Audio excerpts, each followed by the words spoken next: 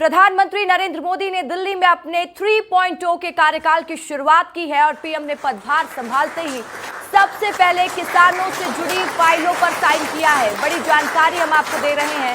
प्रधानमंत्री नरेंद्र मोदी ने किसान सम्मान निधि की 17वीं किस्त को मंजूरी दे दी है, जिसके चलते देश भर के 9.3 करोड़ किसानों को इसका फायदा होगा। तो 9 करोड़ 3 लाख किसानों को इसका फायदा होने वाला है। किसान सम्मान निधि की फाइल पर सबसे पहले प्रधानमंत्री नरेंद्र मोदी ने 3.0 के कार्यकाल की शुरुआत करते ही यानी तीसरी बार शपथ लेने के साथ ही सबसे पहला काम प्रधानमंत्री ने किया है तो किसानों के लिए किया है और इससे किसानों को अच्छा खासा फायदा होता दिखाई देगा।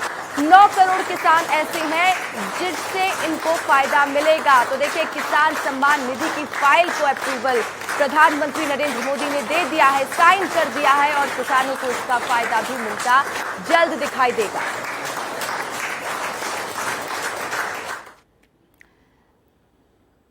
तो देखिए, मध्य प्रदेश में बीजेपी के क्लीन स्वीप ने केंद्र में नरेंद्र मोदी सरकार में मध्य प्रदेश का जो वजन इस बार बढ़ाया है कि मध्य प्रदेश ने जिस तरीके से 29 की 29 सीटें जीती है, सभी अभी तक मध्य प्रदेश के रहने वाले 3 से 4 सांसद ही केंद्र में मंत्री बनते थे, पर इस बार 5 को जगह मिली और उसकी वजह है मध्य प्रदेश में जिस तरीके से भारतीय जनता पार्टी ने प्रचंड जीत हासिल की है।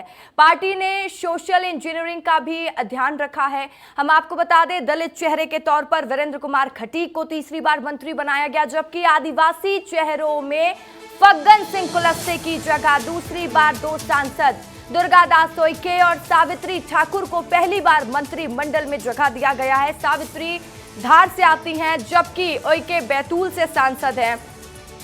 खटीक के जरिए बुंदेलखंड को साधने की कोशिश की गई है। शिवराज व ज्योतिरादित्य दोनों ओबीसी वर्ग से आते हैं। तो इस बार मध्य प्रदेश से 5 मंत्री शामिल हैं और उसकी वजह है भारतीय जनता पार्टी के खेमे में मध्य प्रदेश की 29 में से 29 सीटें आना।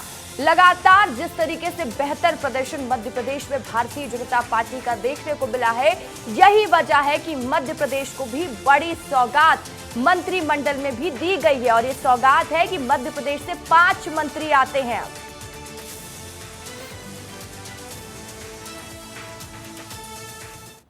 तो चलिए, इस वक्त की बड़ी खबर आपको बता देते हैं। आप समझ रहे होंगे कि इस वक्त देश में नीट विवाद शुरू हो चुका है। तो नीट विवाद पर छात्र संगठनों ने ऐलान कर दिया है, शास्त्री भवन पर छात्र संगठन प्रदर्शन करेंगे। जेएनयू, एआईएसए और एबीवीपी प्रदर्शन में शामिल होगा। हम आपको बता दें, कल एनएसयूआई ने देश भर के कई शहरों में प्रदर्शन किया था। एनटी और हायर एजुकेशन विभाग ने इसकी सफाई भी दी थी। कांग्रेस समेत तमाम पार्टियों ने सरकार को घेरा है। तो देखिए, लगातार आज भी प्रदर्शन जारी रहेगा। ज्यादा जानकारी के साथ मेरे सहयोगी अनमोल तिवारी दिल्ली से मेरे साथ लाइव जुड़ चुके हैं और खोमन साहू रायपुर से इस वक्त लाइव जुड़े हुए हैं। सबसे पहले दिल्ली का रुख कर लेते हैं। अनमोल, लगातार हम देखते हैं कि एक ना एक परीक्षा पर विवाद शुरू ही हो जाता है। अब नीट पर सवाल खड़े होने लगे। आखिर कब तक छात्रों के भविष्य के साथ इसी तरीके से खेला जाएगा? इस वक्त का सबसे बड़ा सवाल यही है।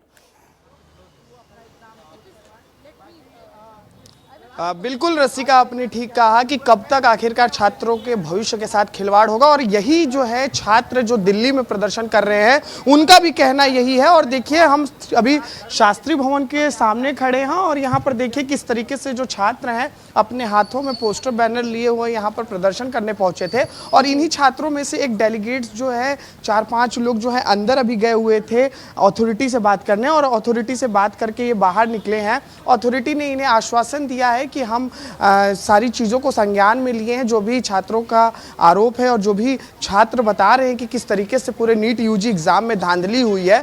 तो अभी अंदर गए थे शास्त्री भवन के, वो उन्होंने कहा है कि हमने संज्ञान में ले लिया है और हम बहुत जल्द ही जो है इसका समाधान ढूंढेंगे। रसिका, बिल्कुल।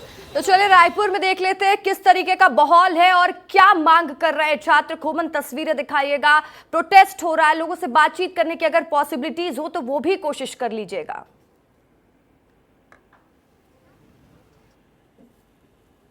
ये जो कार्यक्रम है प्रदर्शन का, वो 1:30 से 2 बजे के बीच किया जाएगा, क्योंकि जो छात्र पहले 1 बजे आने वाले थे उनको टाइम दिया गया 1:30 से 2 बजे के बीच में। तो छात्र थोड़ी देर बाद पहुंचेंगे, लेकिन जिस तरीके से नीट परीक्षा में फर्जीवाड़ा हुआ है। छात्र संगठन जो छत्तीसगढ़ का एबीवीपी की बात करूं या एनएसयूआई की बात करूं, लगातार प्रदर्शन कर रहा है इस मांग को लेकर कि सीबीआई जांच इस नीट परीक्षा में होनी चाहिए, क्योंकि बहुत सारे छात्र बार बार यही सवाल की मांग है। और 1:30 बजे रायपुर में प्रदर्शन देखने को मिलेगा। अनमोल, आपके पास कई छात्र देखने को मिल रहे हैं, उनसे बातचीत करने की कोशिश करेगा और पूछिए कि वो क्या सोचते हैं और उन छात्रों की मांग क्या है।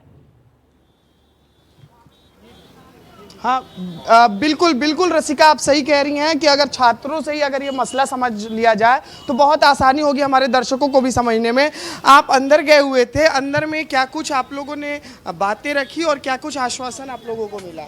देखिए, हम लगातार पिछले नहीं भी तो जब से नेट एनटीए को सारे ठेके दिए गए हैं देश भर के एग्ज़ाम को कंडक्ट करवाने के लिए, और उसी के तहत हमारे सामने ताज़ा उदाहरण पेश होता है नीट का। और नीट एग्ज़ाम में जिस तरह से धांधलियाँ हुई, पेपर लीक का मामला सामने आया, उसके साथ साथ एक ही एग्ज़ाम सेंटर से स्टूडेंट्स को, कई सारे स्टूडेंट्स को 720 नंबर आए, बहुत सारे more than 60 student 70 student number 1 rank 1 ला रहे हैं। और इसके साथ साथ जो coaching institute, private coaching institute है, जिस तरह से वो दबाव बना रहे हैं पेपर लीक करने का, और उन्हीं के ज़रिए हो रहा है। तो हमने इन सारे सवालों पर उनको चिताया है और कहा है कि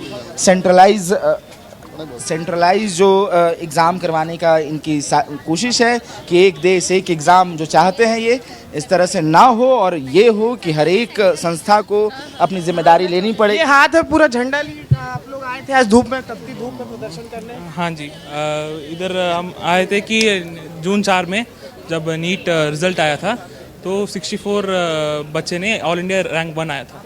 तो तब मांग क्या है ये बता दीजिए। मांग हमारा ये है कि इन्वेस्टिगेशन कर लो। अब एक जो स्कैम हुआ है ठीक है, उसके खिलाफ अनमोल, आप अपनी इन्वेस्टिगेशन करना बातचीत है। जारी रखिए। देखिए, ये स्थिति तो साफ है, छात्रों का बस यही कहना है कि इतना टफ एग्जाम और 64 स्टूडेंट्स का फर्स्ट नंबर रिजल्ट कैसे आ सकता है, इसकी जांच होनी चाहिए। और जांच जरूरी है क्योंकि नीट एक ऐसा एग्जाम है जो देश के भविष्य में डॉक्टर्स तय करता है और इस पर जांच जरूरी। अब देखना होगा कि आगे क्या मांग छात्र करते हैं, किस तरीके से इस पे इन्वेस्टिगेशन होती है। आप दोनों से आगे की अपडेट लेंगे। फिलहाल के लिए बहुत बहुत शुक्रिया आप दोनों का।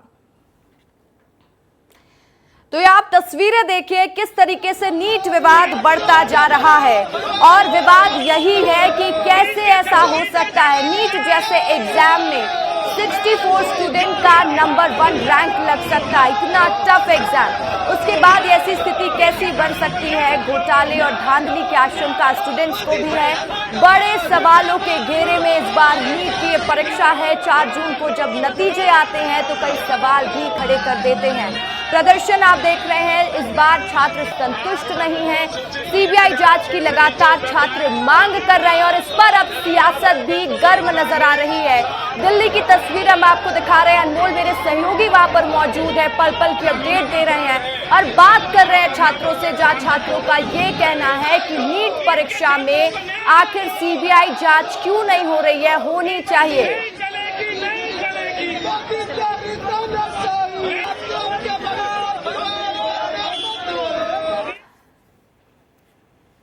तो चलिए सीधे रुक करेंगे इस वक्त की बड़ी खबर का, जहां अमरवाड़ा विधानसभा सहित 13 सीटों पर वोटिंग होगी। 10 जुलाई को मतदान किया जाएगा, 13 जुलाई को परिणाम आएंगे। कांग्रेस विधायक कमलेश शाह ने थामा है बीजेपी का दामन। हम आपको बड़ी जानकारी दे दें, अमरवाड़ा विधानसभा सहित 13 सीटों पर वोटिंग होगी। कोटे से ही हैं। मेरी अपनी ओर से सभी माननीय मंत्रीगणों को बधाई और यशस्वी प्रधानमंत्री को खास तौर पर बधाई, जिनके नेतृत्व में मंत्रिमंडल का गठन हुआ है। कल पूरे देश और दुनिया ने देखा है कि भारत का लोकतंत्र की कितनी गहराई है, कितने अलग प्रकार से सरकार के मामले में माननीय प्रधानमंत्री जी ने एक विजन दिखाया है। सभी राज्यों को जोड़ते हुए, सबको मौका देते हुए समूचे भारत का प्रतिनिधित्व उन्हें जोड़ने का प्रयास किया। मेरी अपनी ओर से बधाई। सर, अजीत पवार का जो गुट है वो थोड़ा नाराज है। तो देखिए 13 जुलाई को परिणाम आएंगे, 10 जुलाई को चुनाव होगा और बीजेपी का दामन कमलेश शाह ने, जो कि कांग्रेस के विधायक, उन्होंने थाम लिया है। और डॉक्टर मोहन यादव मध्य प्रदेश के मुख्यमंत्री को आप सुन रहे थे, वो बधाई देते हुए नजर आ रहे थे और उन्होंने इस बात का भी जिक्र किया है कि 10 जुलाई को चुनाव होंगे, 13 जुलाई को परिणाम आएंगे।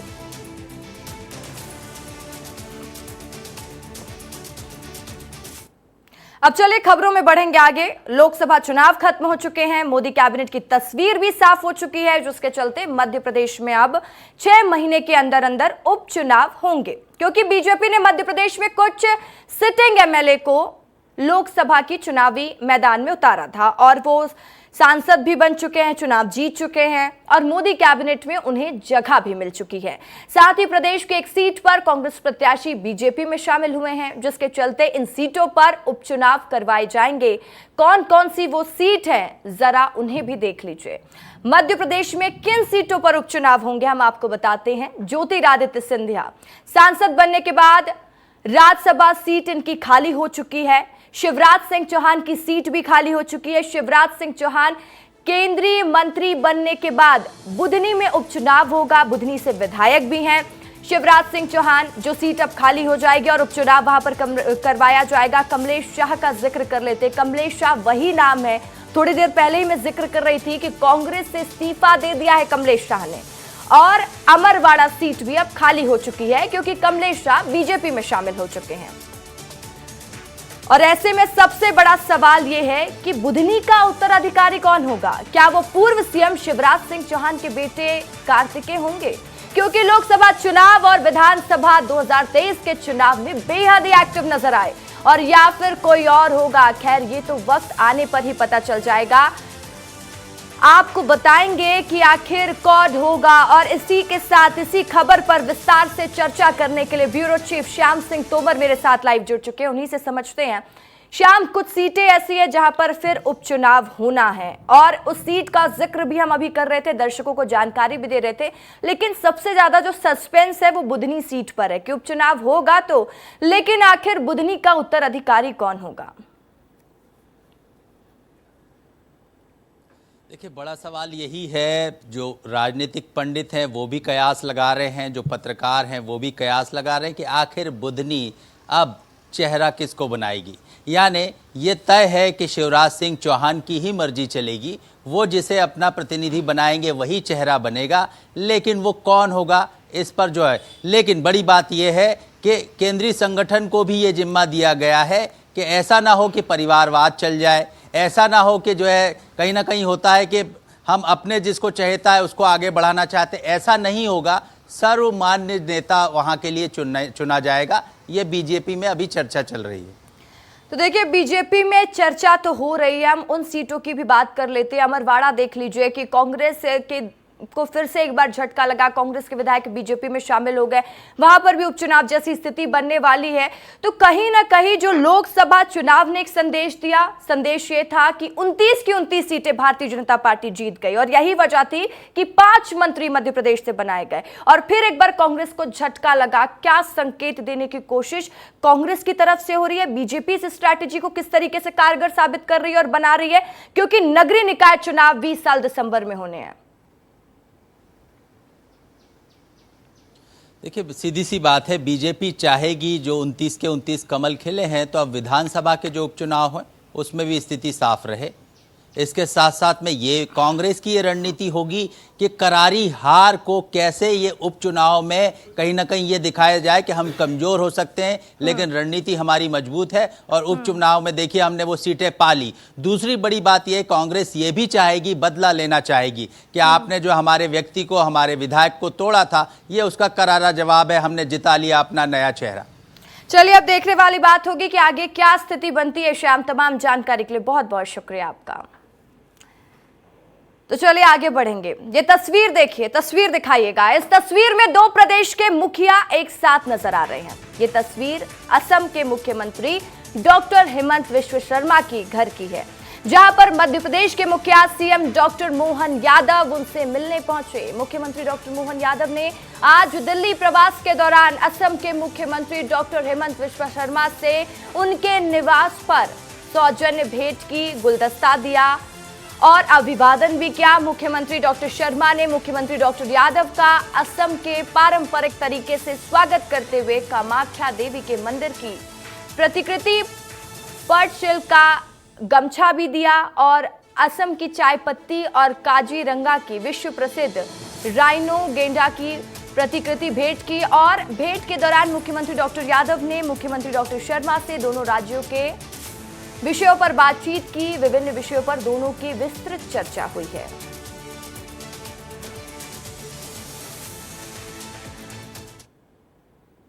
तो चलिए, एक तस्वीर तो आपने देख ली, अब ये भी तस्वीर देख लीजिए। ये मध्य प्रदेश के पूर्व सीएम और मोदी 3.0 में कैबिनेट मंत्री शिवराज सिंह चौहान की तस्वीर है, जिन्होंने दिल्ली में बीजेपी के राष्ट्रीय अध्यक्ष और केंद्रीय मंत्री जेपी नड्डा से मुलाकात की। चेहरे की मुस्कान देखिए।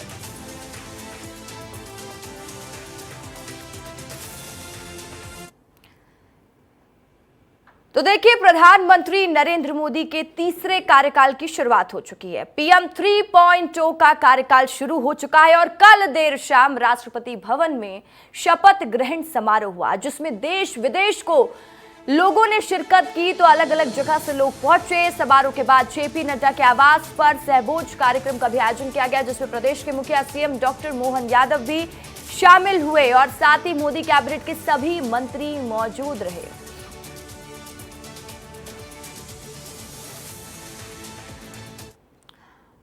अब इसके बाद बात कर लेते हैं मुख्यमंत्री डॉक्टर मोहन यादव का आज कहां पर क्या दौरा रहने वाला है। मुख्यमंत्री डॉक्टर मोहन यादव आज जबलपुर के दौरे पर रहेंगे। कलेक्टर दीपक सक्सेना से भेंट मुलाकात करेंगे। पुत्र निधन पर व्यस्त और अपना शोक संवेदना व्यक्त करने के लिए पहुंचेंगे।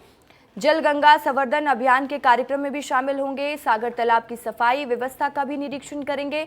करीब 1389 करोड़ रुपए के विकास कार्यों का भूमि पूजन करते हुए, लोकार्पण करते हुए मुख्यमंत्री डॉक्टर मोहन यादव नजर आएंगे। शाम 4:15 पर जबलपुर के डुमना एयरपोर्ट पर उनका आगमन होगा, यानी 4:15 में वो जबलपुर पहुंचेंगे और उसके बाद वो सबसे पहले कलेक्टर दीपक सक्सेना से भेंट मुलाकात करेंगे, क्योंकि उनके पुत्र का निधन हो गया था और पुत्र निधन पर वो अपनी शोक संवेदना व्यक्त करेंगे। देखिए, उसके बाद जल गंगा संवर्धन अभियान के कार्यक्रम में भी शामिल होने वाले हैं मुख्यमंत्री और सागर तालाब की सफाई व्यवस्था का निरीक्षण करेंगे, क्योंकि उनका लक्ष्य है, मकसद है कि जो भी तालाब उनकी सफाई करवाई जाए, बेहतर किया जाए और करीब 1389 करोड़ रुपए के विकास कार्यों का भूमि पूजन करेंगे, लोकार्पण करेंगे। लगातार विकसित भारत को बनाने में लगातार भारतीय जनता पार्टी काम कर रही है और डॉक्टर मोहन यादव ने कहा था कि एक ही विजन है, आत्मनिर्भर मध्य प्रदेश बनाना, मध्य प्रदेश को और विकास की दिशा में आगे बढ़ाना। और इसी विकास की दिशा में आगे बढ़ाने के लिए एक महत्वपूर्ण कदम लिया जा रहा है। तो शाम 4:15 में जबलपुर एयरपोर्ट पहुंच जाएंगे मुख्यमंत्री डॉक्टर मोहन यादव और उसके बाद कई कार्यक्रमों में शिरकत करने वाले हैं।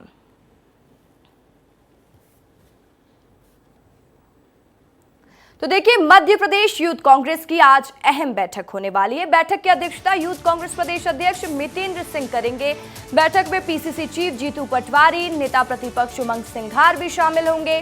प्रदेश पदाधिकारी और जिला अध्यक्ष भी मौजूद रहने वाले इस बैठक पे। इस बैठक में यूथ कांग्रेस के संगठन और आगामी रणनीति को लेकर चर्चा होगी। बड़ी खबर इस वक्त की हम आपको बता रहे हैं, जहां पर मध्य प्रदेश यूथ कांग्रेस की आज एक अहम बैठक होने वाली है। कई विषयों पर चर्चा संभव मानी जा रही है। तो देखिए, मोदी मंत्रिमंडल में गठन के बाद मध्य प्रदेश में मोहन सरकार अब एक्शन मोड में नजर आ रही है। प्रदेश के सभी कलेक्टर्स, पुलिस कमिश्नर और बैठक में इनको बुलाया गया है। मंत्रालय में सभी विभागों के अफसरों के साथ ही बैठक होगी। इस बैठक में सभी सांसद मौजूद रहेंगे, विधायक मौजूद रहने वाले हैं और सभी मंत्रियों को मौजूद रहना होगा इस बैठक में।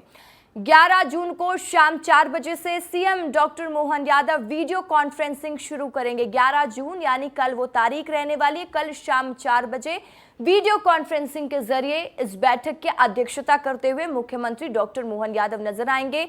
जल गंगा संवर्धन अभियान, शाला प्रवेश उत्सव जैसे मुद्दों पर चर्चा होगी। बता दें कि बैठक में वीडियो कॉन्फ्रेंसिंग के जरिए सभी को जुड़ने के निर्देश दे दिए गए हैं।